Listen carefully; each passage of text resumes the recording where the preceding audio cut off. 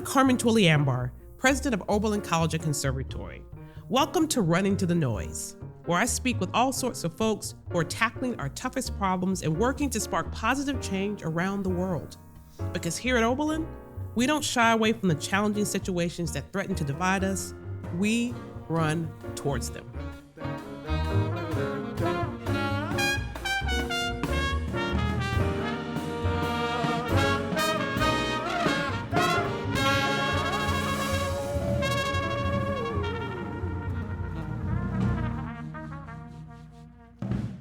Almost 30 years ago, Joe Richman had a radical idea.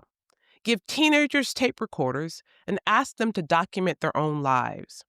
What started as a bold experiment became the groundbreaking series Radio Diaries. Since then, Joe and his team have handed recorders to all kinds of people, among them teenage boxers, undocumented immigrants, lighthouse keepers, and prison guards, and invited them to be the narrators of their own stories. Joe has spent his career proving that journalism isn't just about reporting facts. It's about connection. Being a good storyteller, he says, is like being a meteorologist reporting on the wind chill factor. It's not enough to tell people the temperature. You also want them to know how it feels. His work airs on NPR, This American Life, the BBC, and the Radio Diaries podcast, and it's received some of the highest honors in the field, including multiple Peabody Awards. In the spring of 2025, Joe returned to Oberlin to teach a course he titled Journalism Skills as Life Skills. In short, Joe believes that the tools of journalism, deep listening, curiosity, and being open to surprise are essential on and off the air. In this episode, I sit down with the Oberlin history major, lifelong WOBC devotee, and proud Oberlin dad to talk about the lessons of that class, why radio builds empathy, and why everyone has a great story to tell. Yes, it's a conversation about journalism, but it's also a useful instruction manual for life. As Joe says, a microphone is a passport to places and people we might not otherwise meet. So, Joe, I'm so excited to have this conversation with you because lots of people talk about Oberlin as a place where kind of podcasts began. We have a lot of firsts like that at Oberlin. And I guess I'm wondering, when you think about Radio Diaries, what sparked that idea? Do you remember where it came from? The main things were Studs Terkel's work, his book Working, and then Eyes on the Prize, those two things together. How do I do something like this?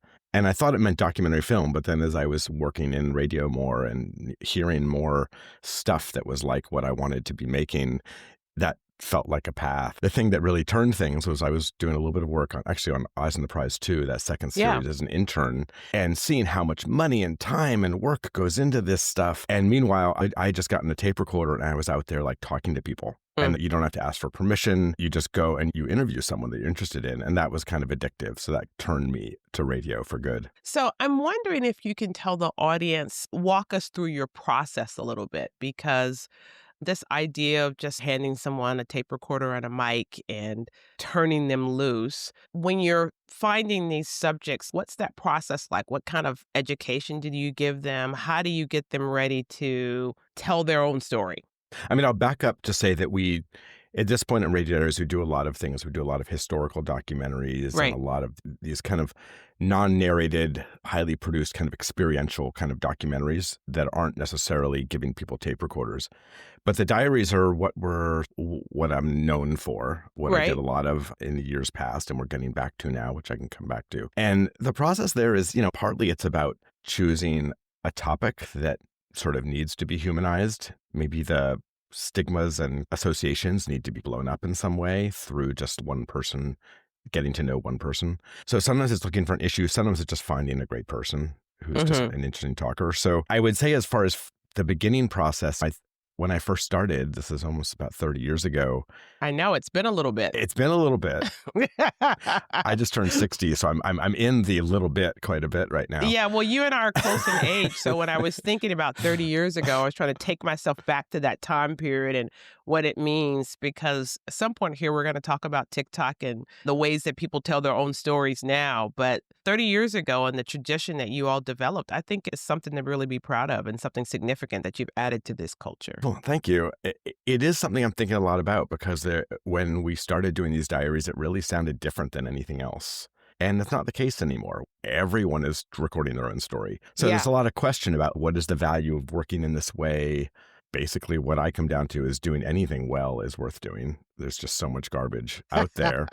So good things just rise. But back then, hearing directly from people telling their own story felt a little more different, revolutionary. It's different on the public radio airwaves. As I was saying, I thought that I was going to be looking for extroverted, funny, interesting talkers. But it was a lesson early on that people, good talkers, come in all shapes and sizes. There are the extroverted ones. They're the really kind of quiet ones that make you lean closer to your radio speaker. There's the ones who tell a good story, the ones who are good on detail, the ones who are very open. People have their strengths. Right. But I'm wondering, when you're in the editing process, they've told their story, now you are in the editing phase. What's your mindset about the curation of that story? The curation is such a big part of it. They're recording 40 hours, sometimes more of tape. I'm wondering whether you have ever felt like, as you're in the curation process, that maybe this is not the path that we should be on. There's something about this story that we need to pull back from. I'm trying to get underneath that curation and how you make decisions as you listen to these recordings. I think you hit on what is the potential magic of working this way. When I'm a sort of a more regular reporter and I'm out doing a story, I may be looking to be surprised and have my expectations blown up a little bit, but mostly I think I know the story I'm going for. This is a little bit different, basically the outlines of a story, but the surprise is the whole thing. The moments when they say something or do something or you realize something, it's not what you're expecting. It's the whole reason for working this way. You're sort of crowdsourcing someone's life with them. Right. That's right. And so it's anything that I might think to ask or think where this is going is just a starting point.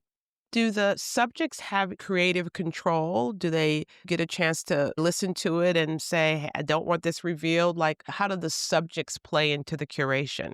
Yeah, that does happen. I mean, again, I'll step back just for a second to say that with the diaries, the relationship is very different than if I'm doing a story, more traditional journalistic story. With the diaries, they're the reporter and I'm the producer. And so the arrangement is different. And what I say is, if there's anything they don't want in the story, they just have to let me know. What I try to avoid is playing them the story where some of the kind of the audio equivalent of I don't like the way my hair looks might come into play. So they know everything that's in the story. If there's sensitive stuff, we talk about it. There have been cases where particularly parents or the teenager hasn't wanted a particular thing in. So that's come up. But for the most part, I want them to record as freely as possible. And that's really why I give them editorial control so they can get everything in there and then we can have the conversation.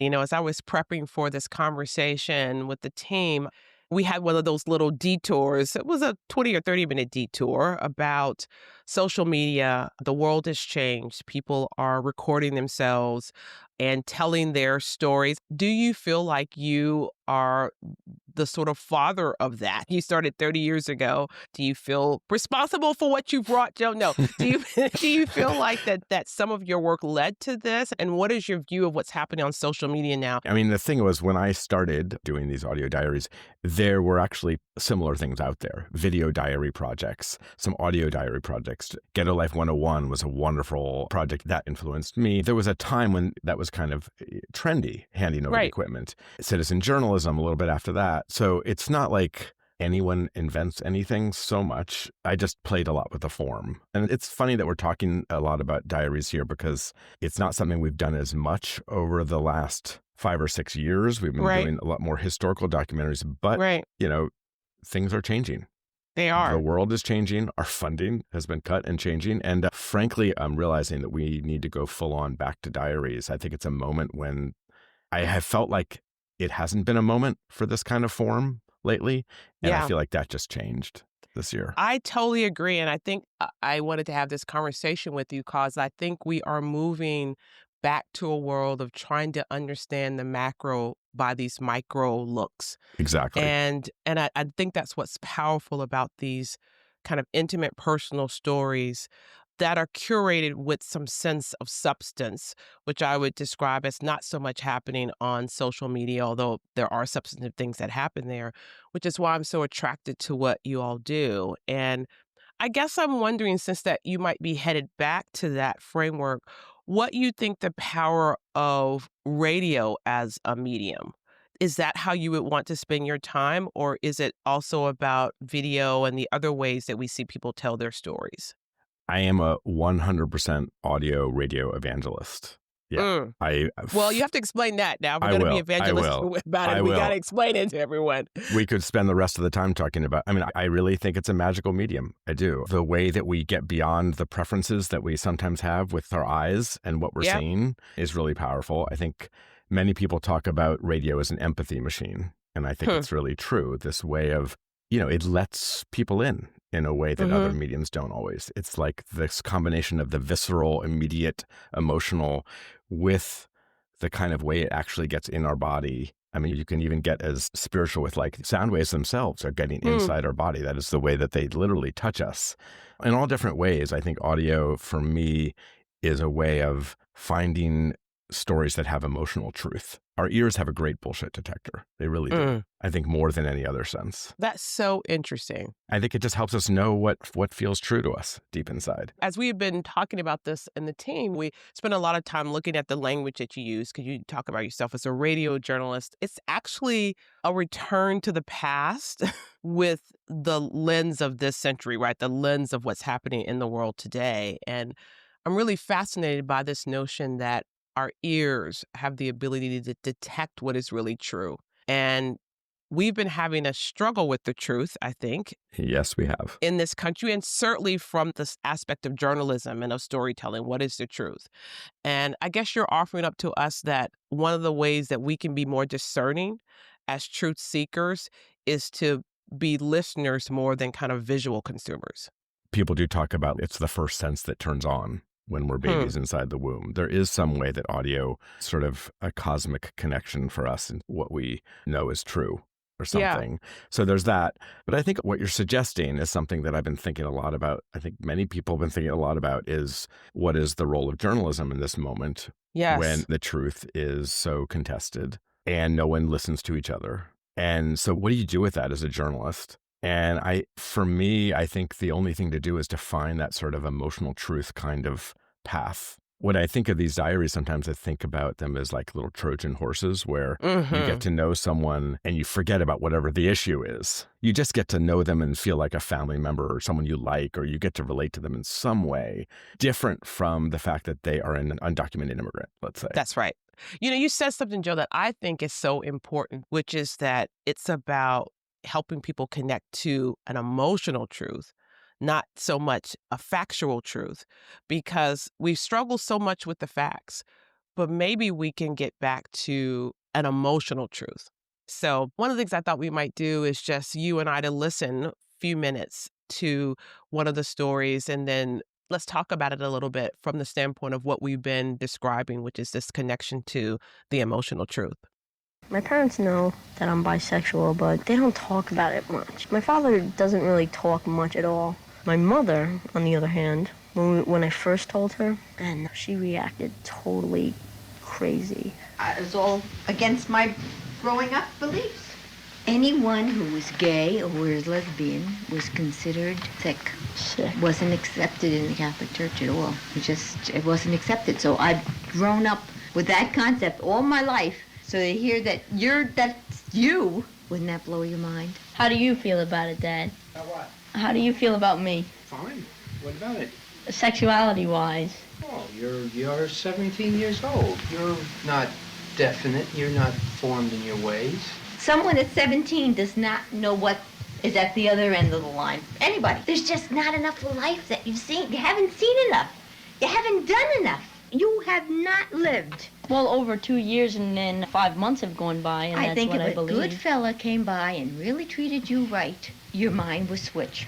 my mind will switch. So it's all in my mind. It is. It's all in your mind right now. You just don't say, well, this is how I feel, and this is how I'm going to be for the rest of my life. I'm not saying that's how I'm going to be for the rest of my life, and I'm not saying that I'm not going to have sex with a guy. I'm saying that I do. I want to go and have sex with a guy. It's not happened yet. Well, I hope not. No, it's not, but I mean, I'm going to. I'm not going to deny myself of that. That's why I said, don't deny yourself of that. And you may find, when you do that, that your whole outlook may change. It's just not, oh, this is somebody's decision. They don't really know what they want right now. There's guys, I mean, I've been out with guys while I've been going out with Dawn. Dawn's been out with guys while she's been going out with me. I mean, we're really close. And there's like a love there. More for me towards her than her towards me, you know what I mean? But we're with each other. Well, maybe that's just a good friendship. You love friends. Yeah, but I don't do what I do with Dawn with friends. Do you know what I mean? You don't do what you do with Dad with friends. That's a bit of a timepiece for me. And I'll say that the Amanda one, the very first diary, almost 30 years ago now, and just hearing it, I mean, it's a timepiece in terms of the issue, of course, too. That was a very different time for a young girl to be coming out to her parents. Yeah. And I know now how happily the story has turned out. Like, her parents are not just supportive of her and her, she has a wife now, and they have kids, but supportive of other kids in the community who come out. They counsel parents. So it turned into a very happy story in that way. I'm just remembering how much it taught me, really. That was the first one I did. And it just taught me like the incredible power of having a conversation like that. That's right. I think that there were a couple of words that I stopped on as they were discussing. And it is a different time. So we have moved as a society for sure. But I think the notion that someone is an other, that someone is different, and that the parents described it early on as you're sick. The word sick came out for me in that conversation. And then for her to say there is love there, right? In a time and period where people didn't perceive that there was an ability for people to have love that wasn't heterosexual love. And it's amazing how we've shifted, but the themes that exist around people who are different, people who have different perspectives, people who make different decisions and choices and live a different life experience and feeling like they're not of us, that is in that story. Yeah, I appreciate that. Like being a 17-year-old who is exploring their sexuality isn't such a big deal anymore, but this idea of control and not being so free to just explore whatever you feel like you want to explore feels more powerful than ever. I think that we're in an interesting time in this country that is complicated in so many ways, but underneath some of the complications are just culture wars about how we live our lives, who we are, who we value, what we think is significant, who we think should have power and authority, and who we think should have influence. It's all underneath lots of these stories. And I appreciate the conversation that we had about emotional truths.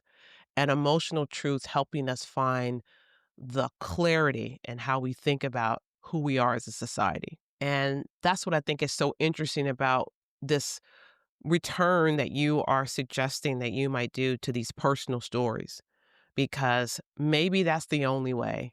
It's almost like accelerating those individual stranger conversations. Like, how can we have exponential growth in our ability to have these individual conversations so we can think differently about the world because we know somebody personally? Yeah, that's exactly it. Feel like a family member, feel like they're in the car with you telling the story.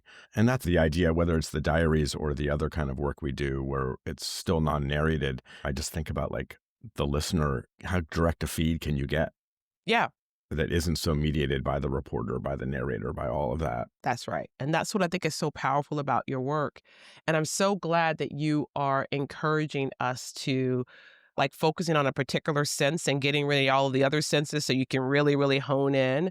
That's what you're saying to us about radio and these personal stories. That's going to make the difference. I think that's what you're saying to us. It sounds like my evangelist for audio is taking hold. I'm happy to be a preacher for radio. I want the audience to know that you have been on our campus teaching which I have been so excited that you returned to your alma mater to teach. And some of the things that people should know about you is that you were involved in the radio station when you were here, right? Yeah, I had a music show and I did a little kind of public affairs thing for one semester. I loved it. Yeah. For the audience, you have to Google WOBC and listen to our students. And I'm assuming that some of that experience led into how you thought about your work after Oberlin. And that sort of love of certainly music and sound and just, loving being, I loved being in the radio studio. So all of that definitely laid down the love tracks. I've taught radio journalism before, so I have some experience and I knew I could do that. And I knew that was going to be the main thing, teach about journalism and how to do stories. And they all produce stories in the end and really surprisingly good stories, I have to say. Good. Really excited. You were impressed with our students? Well, my daughter was one of the students. So I was impressed with all of them. Absolutely. That's fun to be impressed with our own children. What I wanted for them is to go out into the world, talk to people, and come back and make a story. And they did that. And the stories were great. This idea of journalism skills as life skills was just something that almost like a personal investigation for me that I wanted to kind of embed into the course. And it wasn't so much we were teaching that, but that was like underneath everything. So they go out and do an interview, and it's like we were, besides just talking about how to do a good interview, we talked about what does it mean to give that kind of attention and the curiosity, and what is the relationship there? What is the give and take?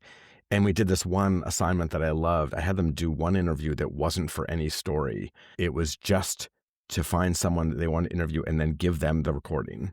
So there's a formalness to doing it with a microphone. It's not just a chat. But then you're not editing in your head. You're not trying to get anything in particular, just following it. Because that's something I've been doing in my own life lately, as I realized I was getting bored of doing interviews, to kind of bring the spark back.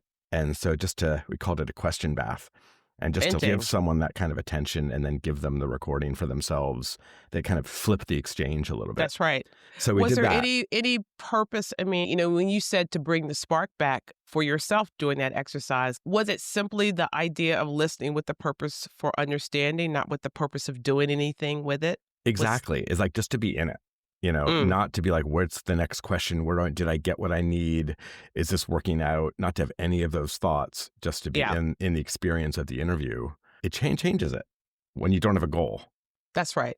It's so funny you say that. I definitely want to talk about this idea of talking to strangers because I think that's part of it. But I will do a little tangent because we have this program called Sustained Dialogue here at Oberlin. It's not part of a course or anything like that. It's an extracurricular activity. And the idea is to try to talk to people across difference and try to talk to people who have different perspectives than you do, and frankly, try to practice it.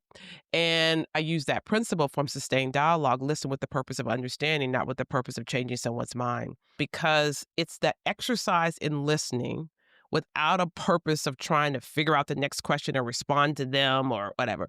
That is the key to understanding. Because if you're not trying to do anything with it other than to listen, it totally changes how you're approaching this interaction. And so I love that the students did that because it's a broad lesson. There are lots of applications to that. It changes the feeling. I mean, it's a great relationship lesson too. You know, it's like, is that what happened in my marriage? Okay, good to know, Joe. For someone to feel like the curiosity is authentic, the worst thing you can do is just be going down your list of questions. Here you go. And you feel like you're just checking off the list.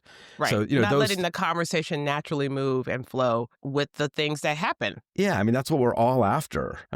Whether it's here in this podcast or like for someone doing a produced story or whatever it is, you're just trying to get something that feels like a real interaction and connection and experience. And it's all the same thing. I love it. So I know one of the other things that you said to the students was that they should talk to strangers. And I just think about this world today. It's really hard to talk to strangers, actually. I mean, you have to make an effort. It sometimes happens to me when I'm on a plane, someone sits next to you, you might have a conversation. And I can remember I went to law school in New York City and feeling like that you thought your day was successful by how little you had to talk to your neighbors. I can remember like rushing in to get in my door. Oh my God, someone's coming down the hall. I don't want to talk to them. Let me get in here before I have to. Why is that a lesson for our students? Why should they talk to strangers? I think it's the worst advice we give our kids. Don't talk to strangers. And we actually were thinking of starting a project here at Radio Diaries where we actually work with different communities and different stations to get people in their local areas doing interviews with strangers. I mean, for me, personally, I love it. I love those little, like, the New York City street flirt where you just have an interaction with someone and, you know, over whatever it is. Whatever it is. Did you see this taxi? Oh my God, what's going on over there? Exactly. Yeah. So I love those kind of exchanges, but also I just feel like that's almost everything we're talking about. We could be like, especially now, but that feels like an especially now category. The faith of it and the act of it is important to talk to strangers. Yeah. Speaking of your comment, especially now, we're all are subjects of our routine, of our own media circles, of our own same conversations.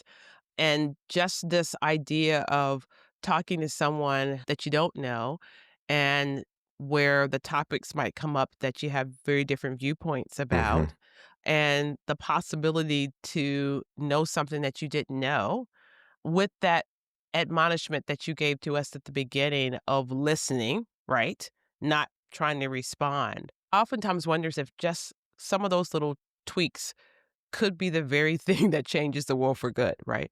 Yeah, and just to bring it back, you were bringing up social media earlier. The thing I most can't stand about the world of this moment is the way that we're all lost in our own algorithms. So the idea that we're not even looking to talk to strangers, we're looking to talk to someone who confirms our views, that just feels like a huge problem. Frankly, given what's happening in our world today, sometimes we're not even talking to the people who are not strangers, right? I mean, you walk into a restaurant sometimes, and I oftentimes notice people get in the restaurant and everybody at the table's on their phone. Like, that's that too. There's not. So, maybe you should start out, Joe. Maybe you should talk to your family first, and then they'll practice a little bit, and then you can work yourself up to strangers. But it's totally true about we're all in our own bubbles. We're all in our own algorithm. We're being confirmed. We all have confirmation bias. It's no wonder that our political system has become so broken that we have parties that can't talk to each other. We can't find the truth. We're arguing about anything and everything because we can't find a way to make an emotional connection to anybody other than what's scrolling on our phones. Joe, I'm wondering if you could share some of your favorite stories. I know one of them was your Peabody Award-winning teen contender. Can you tell us a little bit about that story? Yeah, I would say Teen Contender is every once in a while you get really lucky just by choosing the right story. And that's a good example. Actually, I would say I didn't get lucky. My wife got lucky. That's right. She's a photographer and a writer, and she was photographing women boxers at the time. And this is leading up to the London Olympics, 2012. It was going to be the first time women were boxing in the Olympics. And she just kind of discovered this young 16-year-old girl wasn't even allowed to box with the women yet in a basement in Flint, Michigan. And just met her and saw the way she was boxing and said we had to do a diary together. So we did a diary with Clarissa in the months leading up to the Olympic trials, where then she ended up making the team. My wife then kept following her with a film documentary crew through the Olympics, where she won the gold medal, and beyond that, and then back to Flint, Michigan, where life actually wasn't that different despite the gold medal. It's sort of a story that went from a photo essay in the New York Times to a radio diary, to a film documentary. And then that was recently over Christmas was was released as a feature film called The Fire Inside. That was a really great story. And I know she ended up winning 2 Olympic gold medals. She won 2 Olympic gold, and now she's a mixed martial arts. She's basically the Muhammad Ali of women's boxing. Yeah. And she's funny and a trip and wonderful. So, yeah, as far as latching onto a story early, that you have no idea where it's going to go, but it goes all these places, intersects with the world in such crazy ways. That's never really happened before. in this way. I think the interesting thing, too, is all the different mediums. It shows up in radio. It ultimately turns into a movie. There are lots of ways that this story kind of has not only twists and turns for the character, but all the different ways that we get a chance to see Clarissa and what happens with her.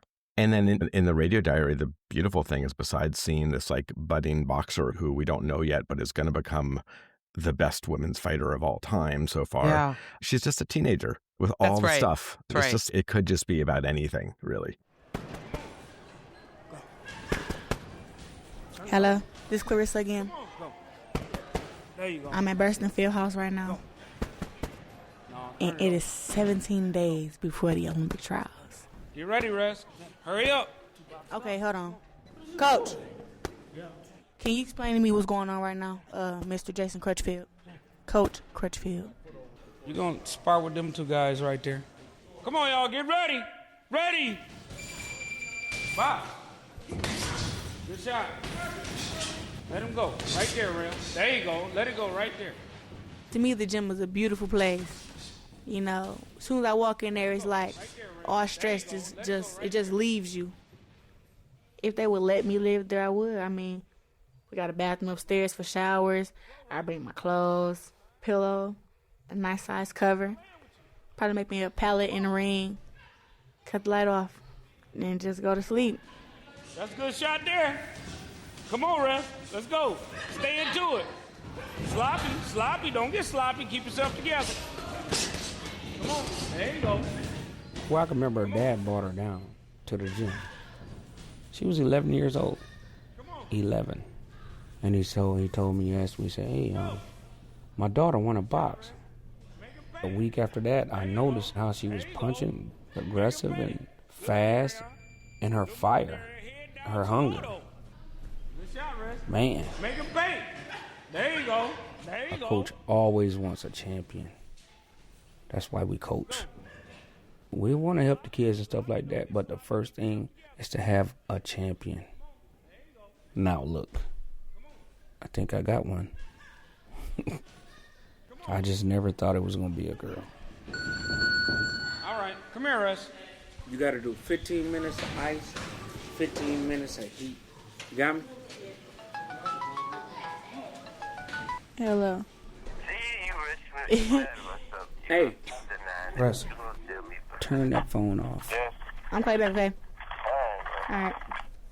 Who is this boy? What did you do? I mean... Ain't no big deal. Dang. So you rather talk to the boy than be at the Olympic trials? Come on now. What kind of question is that? You know how close this thing is? Mm-hmm. Real close. You don't need anything that's going to take your attention somewhere else. Nothing. Whatever.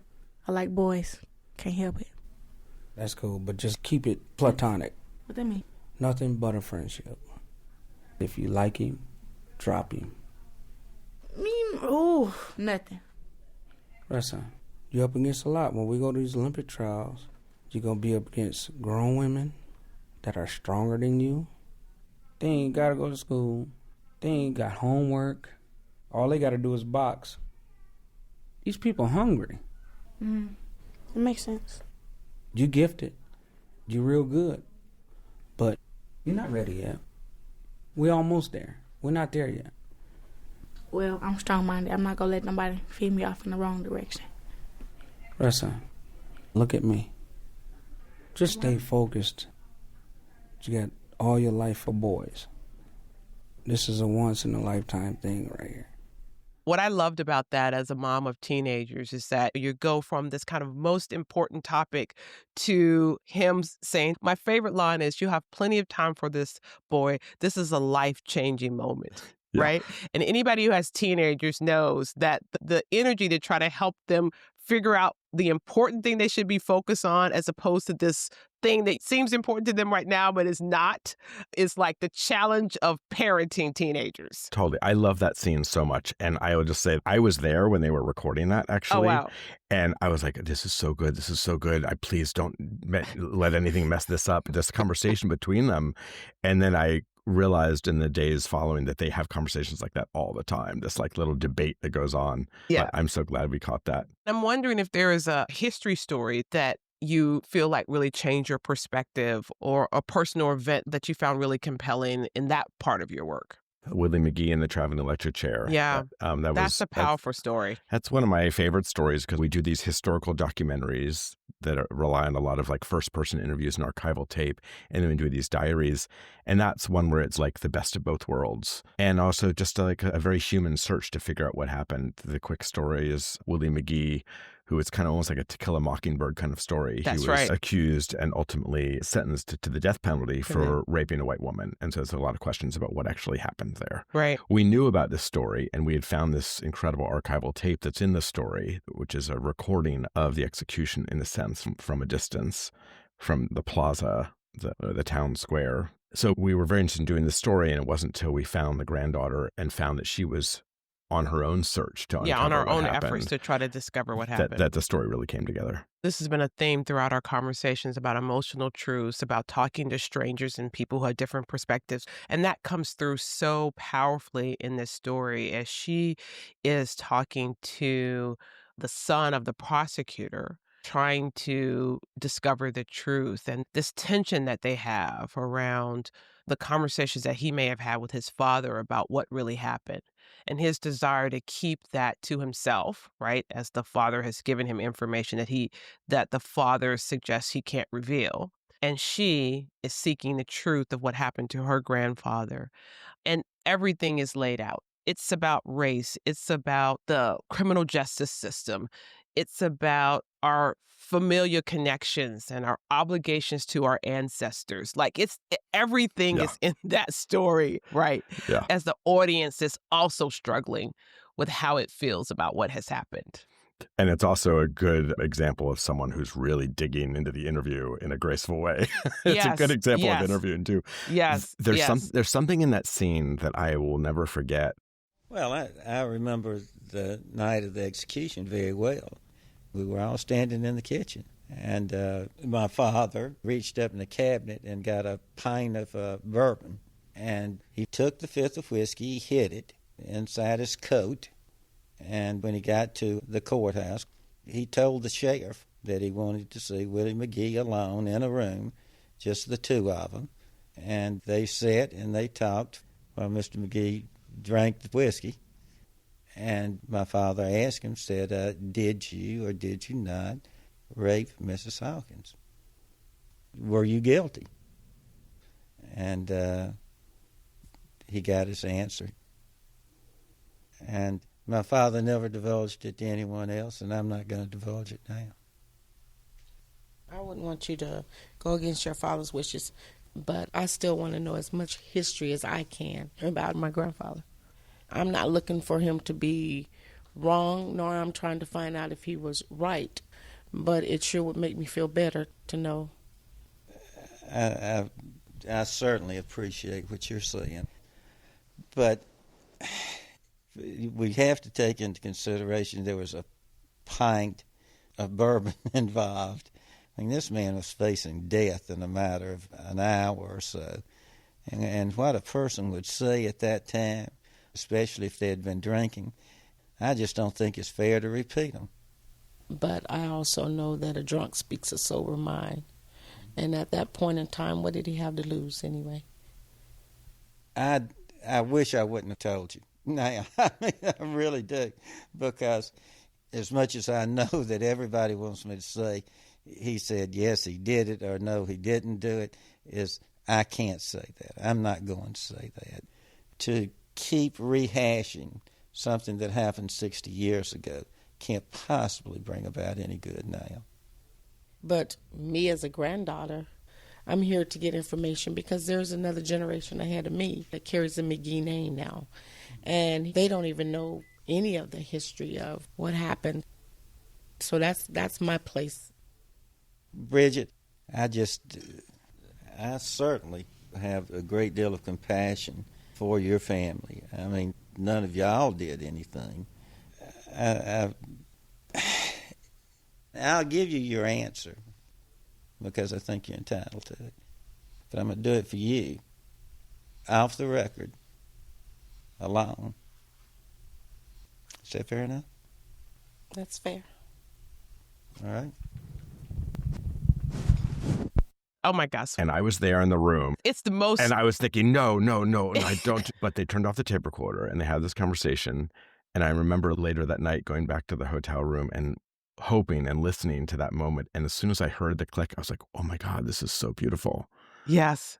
That like the click of going to dark in that moment. Oh my God. As a listener, you cannot believe. You turn off a little bit too when it clicks. You're like, man. Oh my goodness, such a powerful moment.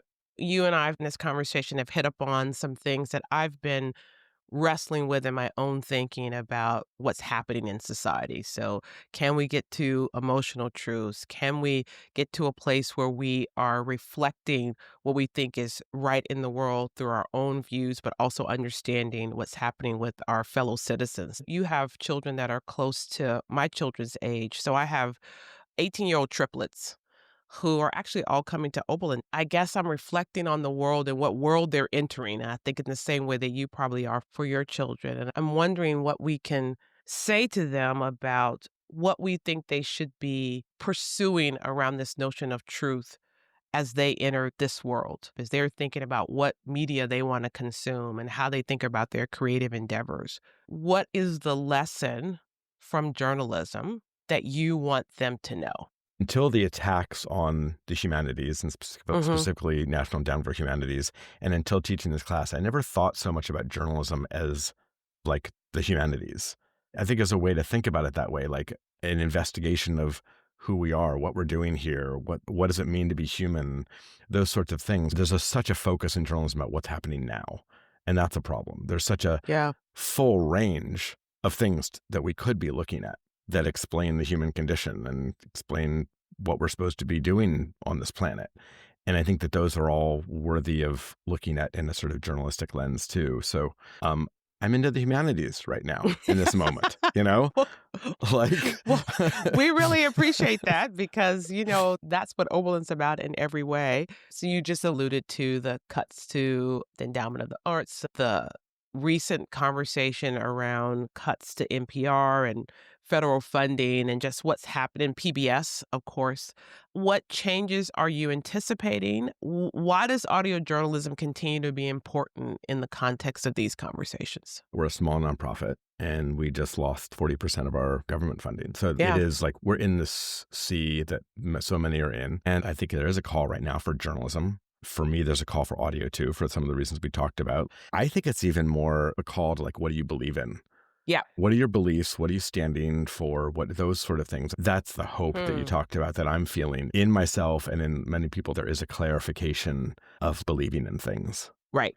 Yeah, I totally agree. So it's been a complicated time for lots of institutions and certainly institutions of higher education. And what I've been saying to people about it is that this is the time to lean into what you value and what you believe is important and the significance of the work you do in our society. And that this is, if you want to call it a battle, it is a battle for values, for what we believe in.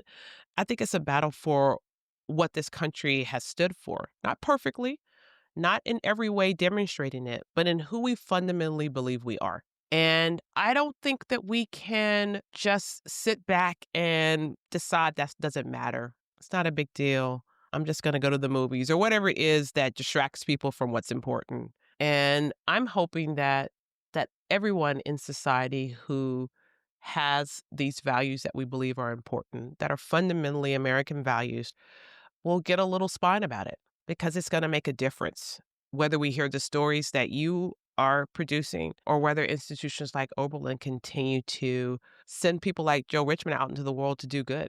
So last thing that I wanted to ask you about, because it's been kind of a hallmark of how I've ended these shows. So lots of people know that Michelle Obama came to Oberlin and was the graduation speaker well before my time, but certainly a significant speaker to our graduates. And she described OBs as people who run to the noise. So what are the next things on your plate or things that you're going to be pursuing that you would describe as running to the noise? Because we've done a lot of history programming the last 6 years because we've had NEH funding. That is gone now. So the silver line is that we're freed up. So there's a real question. What do we want to be doing if we're not tied to funding? We're not tied to this. We're not. And it is really returning to the diaries that I started doing so many years ago and to hear more directly from people and to go into places and follow stories over time too, because that's a really important part of the diaries. And I feel a sense of inspiration now that I haven't in recent years. Well, it's nothing like an existential crisis that can shake you. Yeah. And that can make you feel differently. It's interesting that you call it inspiration. I was reading an article today and someone described it as inspirational independence. pursue what you value and what you think is important. And there is some hope in that, I think. I'll tell you another thing. My wife and I lived in South Africa for a couple of years. We were doing projects there, and I can't help but think about the Truth and Reconciliation Commission and and the idea of letting go of punishment for the greater good of the story of the truth. And I feel like Radio Diaries has been covering history a lot for a lot of what we do, and this is history right now. This moment is so clearly history, and the idea of documenting this moment for the future feels also like a call. I think that's right. Yeah. I'm a person that believes in the divine order of things. I have a faith that's important to me. I can't help but be an optimist because it's just how I was wired. And there will be a moment where we're going to look back on this time, and the tellers of this truth, and I would certainly put you and your work in that category, will be the people that help us make sense of where we are and make sense of what we need to do next. And that's why I'm so hopeful, even though sometimes it is challenging to think about what's happening, because I know there are people like you, Joe, out there in the world. Sometimes I've heard people describe it as that moment. I don't know if anybody in the audience has been out there late at night sometimes.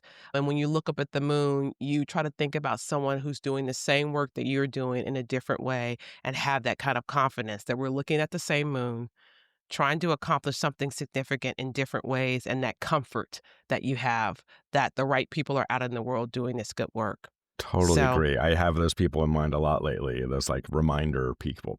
Right. Reminder people. Something that'd be fun to tell you in this context is that you helped to inspire one of the stories that we're working on right now. Oh, wow. Because in that talk that you gave in February that I was at, where we were talking about the executive orders and stuff, you said something like, if you want to get perspective on a moment like this, talk to a Black woman over 70. Did I get that sort of right? Yeah, that's right. That's right. Not long ago, I was talking to a friend who was talking about her grandmother who was 107, a Black woman, where I'm setting up an interview with her. She's lived a lot of life, 107, that's right, and been through everything. And so I have you in the back of my mind with that story. I appreciate that. Yeah, I appreciate that. I say that out of experience. So my mom is 84. And my dad passed away a couple of years ago, and she moved in with me here at Oberlin. And I have to say that what we're experiencing right now would be so different for me if I didn't go home and get a chance to have conversations with her every night. It's just a different lens.